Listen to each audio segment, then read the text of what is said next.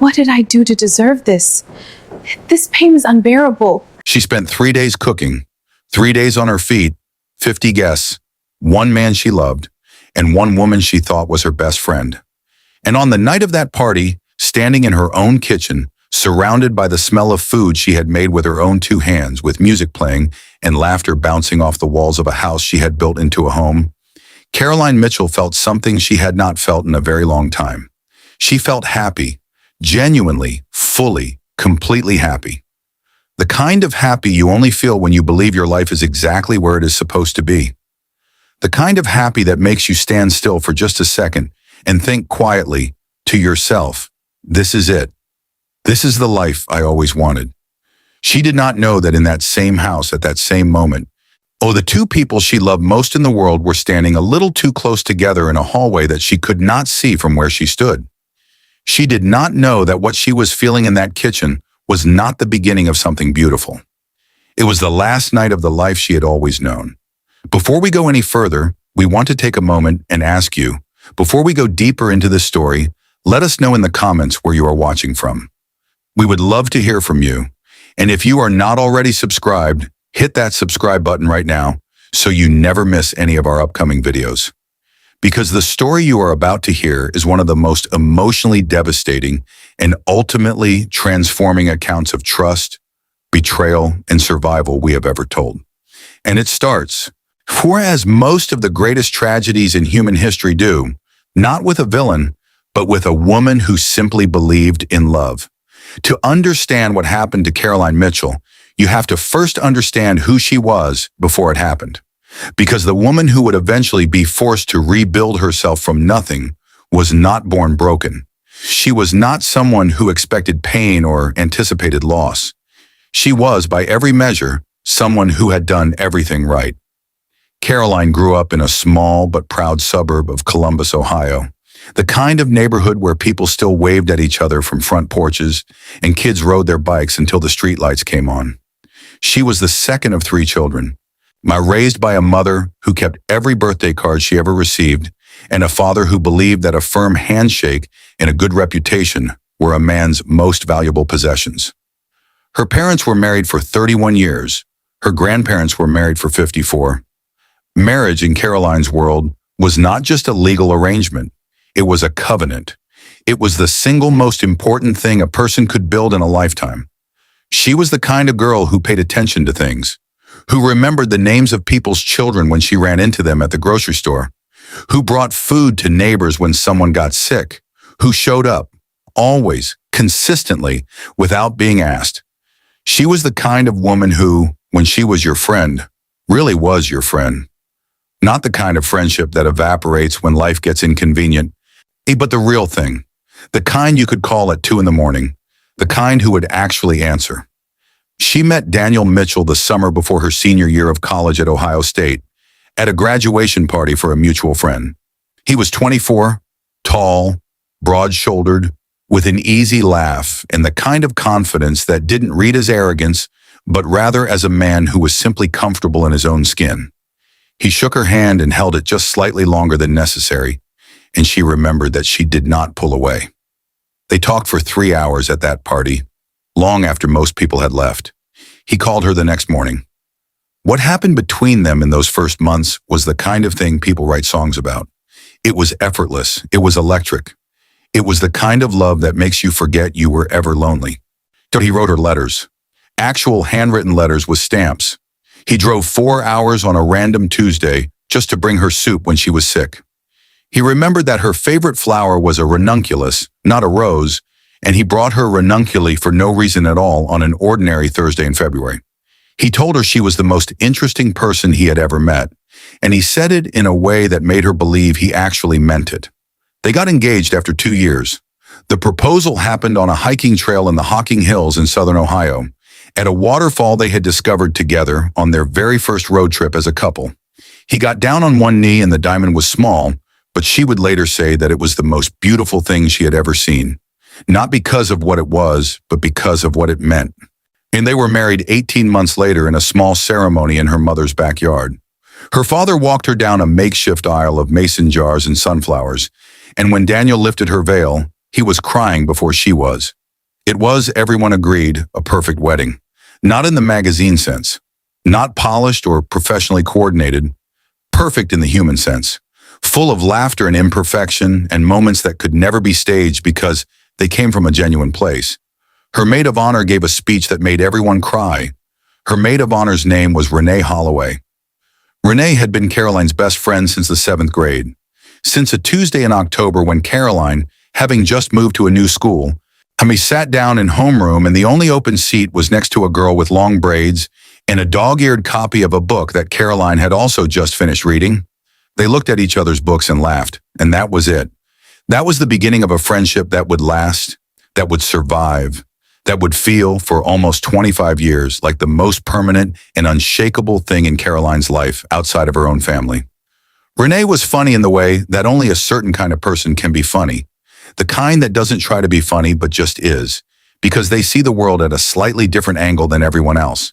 She was warm. She was generous.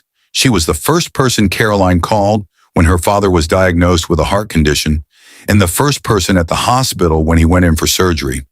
She was the person who helped Caroline move into her first apartment and who cried harder than anyone at Caroline's wedding.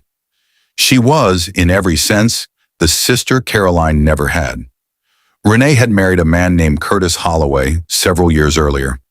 Curtis was a good man, a quiet, steady man who worked in civil engineering and coached youth basketball on weekends and made the best smoked ribs in the county, at least according to everyone who had ever eaten them. He and Daniel got along well enough. They were not best friends in the way that Caroline and Renee were best friends, but they were the kind of men who could sit on a porch and drink a beer and have a decent enough time. And in the world of couple friendships, that is more than sufficient. The four of them spent a great deal of time together. Dinners, birthdays, holiday gatherings, long weekends camping in the fall, New Year's Eve parties at Renee and Curtis's house, which was only 3 miles from Caroline and Daniel's. Their children had been in the same school together. Their lives were woven together in the ordinary, comfortable way that long friendships tend to be, where eventually you can't quite remember which memories belong to you alone and which ones you built together, and it doesn't matter because they all feel like yours. This was Caroline's world. This was the life she had built, and by all outward appearances, it was a good life. Daniel had done well in his career in commercial real estate. They had a house with a big backyard and a dog named Moose who weighed 80 pounds and believed he was a lapdog. They had 2 children, a son named Ethan who was 9 and a daughter named Grace who had just turned 6. They took vacations to the beach every summer. They had a standing Friday night dinner tradition with Renee and Curtis. Their life was full. Their life was, by almost any measure, exactly what most people are hoping for when they imagine a future. And Caroline believed in it. She believed in every brick of it. She had worked for it, tended to it, invested in it with everything she had. She was not a naive woman. She was not someone who refused to see cracks when they appeared. She was someone who simply believed that the foundation was solid enough to repair whatever wore down over time. That belief, as it turned out, would nearly destroy her. But we are getting ahead of ourselves. There is something that people who have been through a major betrayal consistently describe, and it is this. In the months before they discovered the truth, they knew something was wrong. They could not name it. They could not point to it precisely. But something in their body, something below the level of conscious thought, was registering an irregularity, a vibration that didn't match the frequency they were used to. A note that was just barely off-key in a song they had been hearing for years. Caroline would later describe it as a feeling that she initially dismissed as her own anxiety, because she had always been someone who worried, who turned things over in her mind at night, who carried a low-grade hum of concern about the future.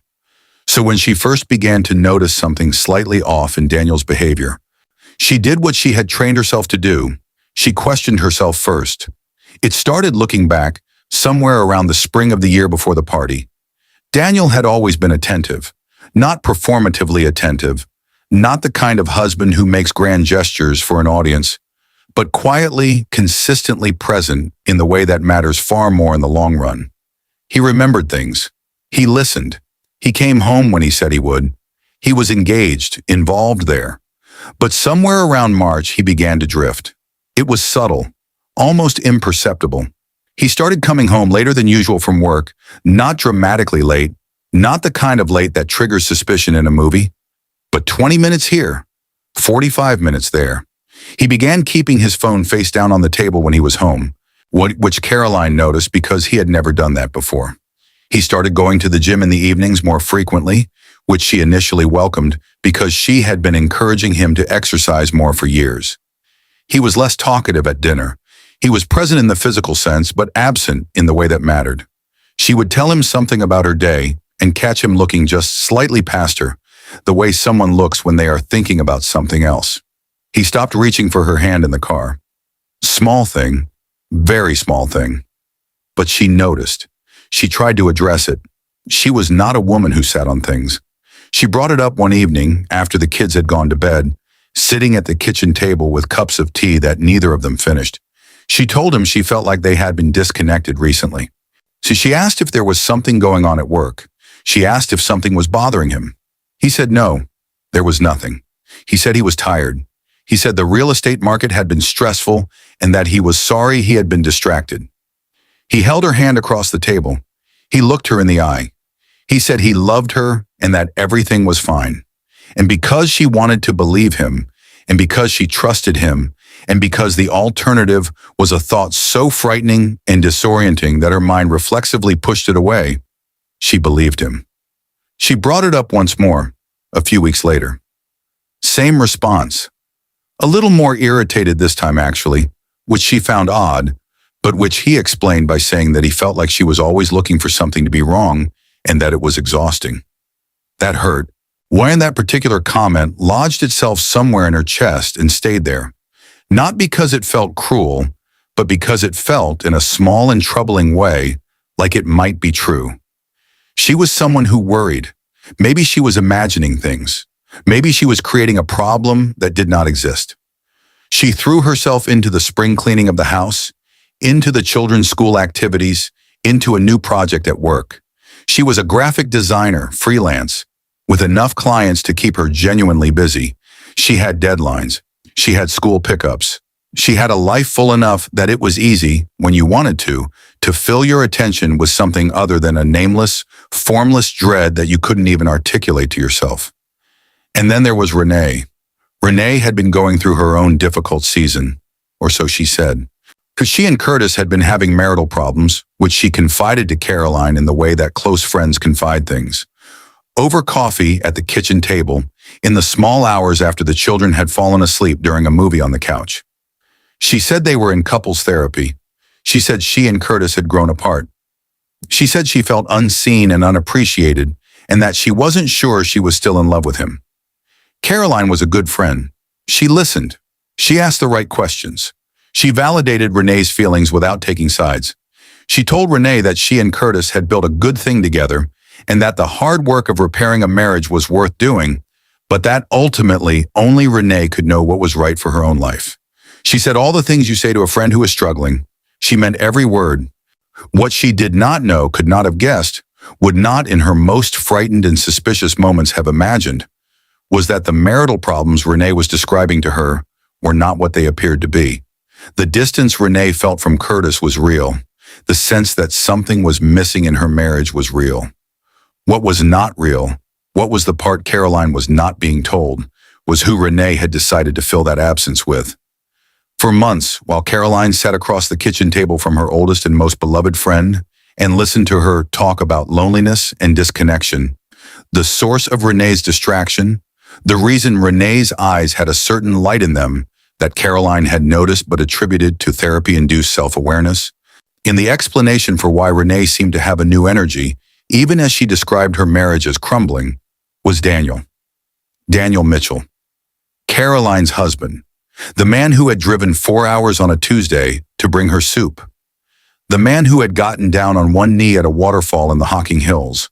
The man who was currently coming home 45 minutes late from work and keeping his phone face down on the dinner table.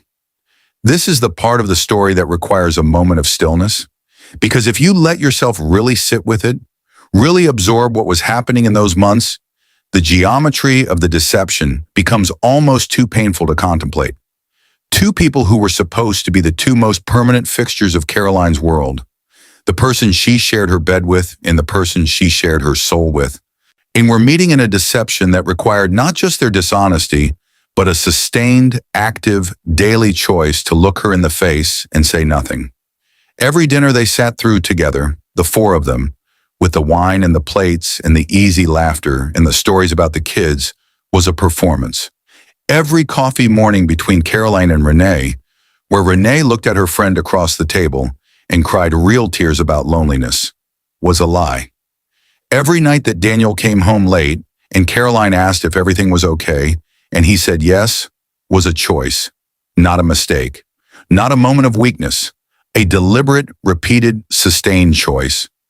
There is a particular kind of cruelty in a betrayal that happens slowly, that happens over months, that happens while the person being betrayed is actively trying to be a good wife, a good friend, a good human being. There is a specific depth of damage that occurs not in one dramatic moment, but in hundreds of ordinary ones, each of which was secretly poison. And through all of it, Caroline continued to set the table, to make the dinners, to raise the children, to send the birthday texts and the check-in messages and the come-over-for-wine invitations, to tend faithfully and without reservation to the life she believed she was living. The party was Caroline's idea. It was October. The air had that particular quality that early October air has in Ohio, crisp and golden, the kind that makes everything feel slightly more significant than it is, like the world is settling into something important. Daniel had recently been promoted at his firm, a substantial promotion, senior partner. It was something he had worked toward for years, always something she had watched him work toward, through long nights and missed dinners and weekend phone calls and all the other currencies people pay when they want something badly enough. She was proud of him, whatever distance had opened between them over the preceding months, whatever low-grade unease she had been carrying. She was proud of him, genuinely proud, in the way you can only be proud of someone when you have watched them work for something. And she wanted to celebrate it properly.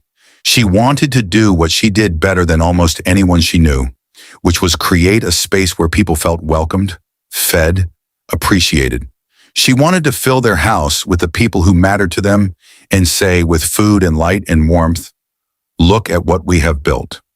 She began planning 3 weeks out. She made lists, actual handwritten lists, of every dish she wanted to make. She had learned to cook from her mother, who had learned from her grandmother, and cooking was the language Caroline spoke when she wanted to say something important. A slow-braised short rib said something that no greeting card ever could. A hand-rolled pasta said, "I put time and attention into this moment. I wanted it to be worth showing up for." She spent the Tuesday before the party at the market, filling the back of her car with ingredients. She spent Wednesday prepping, standing at the counter with her sleeves rolled up, chopping and marinating and reducing. She spent Thursday and Friday cooking, starting early in the morning and finishing late at night, with breaks only to pick up the kids from school and get them through homework and dinner and bed. Her feet ached. Her back ached. She did not care. She was in the particular state of absorption that comes when you are making something with your hands that you intend to give to people you love. It is, when you are in it, one of the most satisfying feelings a human being can experience. She invited 50 people, colleagues of Daniel's, old friends of theirs, neighbors, family. And Renee, of course. Renee and Curtis, who had apparently stabilized enough in their marriage to attend a dinner party together, or at least that is what Renee had told her. Renee, who had helped Caroline pick out the centerpiece flowers over the phone the week before. Renee, who texted that morning of the party to say she was so excited and that she couldn't wait to celebrate Daniel. They arrived separately.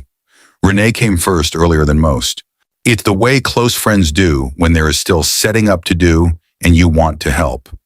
She came in through the back door, the way she always did, having been in and out of this house so many times over so many years that the back door was hers by habit and affection. She hugged Caroline hard, looked her in the eye, said the house looked beautiful, and then took over arranging the cheese board in the way that only someone who knows your kitchen as well as their own could. Curtis arrived later with a bottle of bourbon and a handshake. Daniel came down the stairs in a blazer that Caroline had specifically pulled from the closet for him, laughing at something on his phone. Looking good, relaxed in the way that people can look when they have been practicing ease for so long, it has started to feel natural again. The party filled up quickly. If 50 people in a well-loved house with every light on and a fire in the backyard pit and the smell of good food in every room creates a particular kind of energy that is almost impossible to manufacture. People ate, they drank, they laughed. Toasts were made, stories were told. Caroline moved through it all like the center of gravity she was, checking on the food, refreshing glasses, making sure that the quiet people had someone to talk to and that the loud people weren't consuming all the oxygen. She felt wonderful. That is the word she would use later when she tried to reconstruct the night. Wonderful. She felt fully herself, fully present, fully alive. She thought, at least twice during the evening, that whatever tension had existed in her marriage over the preceding months seemed to have dissolved, that Daniel seemed warm again, the attentive again, the way he had always been. He put his arm around her when he made his toast. He looked at her the way she had been missing being looked at. She felt in that moment that she had been wrong to worry. Around 9:30, she went to the kitchen to bring out the desserts. The kitchen was at the back of the house, adjacent to a hallway that connected to the utility room and the back staircase. As she came around the corner from the dining room into the kitchen, she stopped. She stopped because of what she heard before she saw anything. Before her eyes could process what was in front of her, her body understood. There was a quality to the silence that follows a sudden awareness that someone else is there. The particular kind of held-breath stillness that happens when two people realize they have been caught. They were standing in the hallway at the entrance to the kitchen, not kissing, not in any posture that would have been unambiguous to a stranger, but close, too close, in the way that two people are close when they have been much closer very recently and are trying to pretend they haven't been. Renee's hand was in the process of dropping from Daniel's arm. Daniel's face had a quality to it that Caroline had never seen before in 20 years of knowing him. It was the face of someone who has just heard a sound they were not expecting and has not yet had time to rearrange themselves. It lasted less than 2 seconds. Then Renee said, "Oh, there you are," in a voice that was one note too bright. And Daniel said, "Hey, I was just coming to help." And he crossed the kitchen toward her. And behind him, Renee moved toward the dining room. And the party continued around them as if nothing had happened. But something had happened. Something had happened in Caroline's body that no amount of reasonable explanation was going to undo. The thing that she had felt for months, the nameless vibration, the off-key note, had, in the space of those 2 seconds, resolved itself into a single clear chord. She did not have proof yet. She did not have words yet. She had something far more animal than words or proof. She had the knowledge that lives in the body before it reaches the brain, the knowledge that is older than language, that does not require evidence because it is itself a kind of evidence. She carried the desserts out. She smiled. She laughed at the right moments. She answered questions and refreshed drinks and made sure everyone had what they needed. She stood beside her husband as people said their goodnights and hugged her and told her what a wonderful host she was and how lucky Daniel was to have someone who could throw a party like this. Renee hugged her at the door. She held on for an extra beat, the way she always did, the way she had been doing since they were 12 years old. She said, "This was incredible.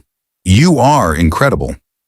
She said it right into Caroline's ear, the way a best friend speaks, in that register between whisper and voice that is reserved for the people you are closest to in the world. Caroline said, "Thank you for coming."